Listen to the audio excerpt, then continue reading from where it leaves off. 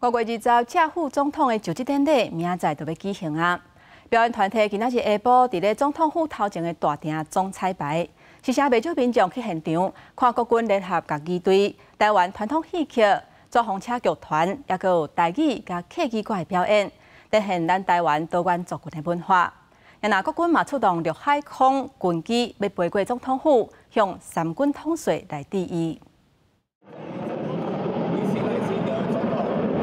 IDF 战机担任天官机飞过总统府顶面，为520就职典礼总彩排献开序幕。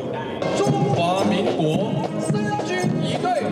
国军联合甲仪队总台登场，虽然是台湾戏剧学院甲台湾特技团、好兴歌剧团、九天民俗技艺团这200多名演出者，展现传统戏曲甲高难度特技贴路汉。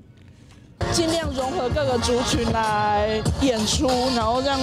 外宾看到就是台湾多元的社会，然后包容力很大。主要节目的造风车剧团加将军四镇老馆同7栋的艺术装置河北搬入总统府头前广场。马片啊不是喷烟帅，河北马新是客家拿捏花布，采样式的马桑加马溜拢真水，代表落雨了和平。结合剧团8分钟的客家歌舞表演，为少家长带囡仔到店来观赏。总统就职典礼就4年一次嘛，然后每一年都会不一样，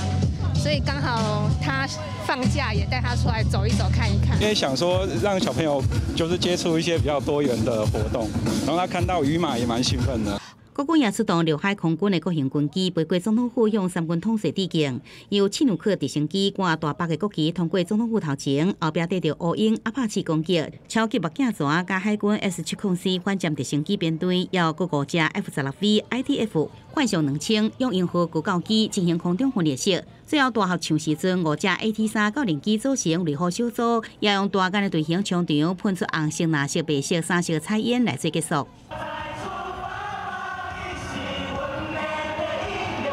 另外，在党领袖甚至出席，国民党主席朱立伦19日面试发文，恭喜赖清德甲萧美琴，但佫无明确表达意愿。民众党主席柯文哲是甲8位党籍立委会参加，6都首长部分只有新北市长侯友宜讲袂出席，其他人会到场参加。记者综合报道。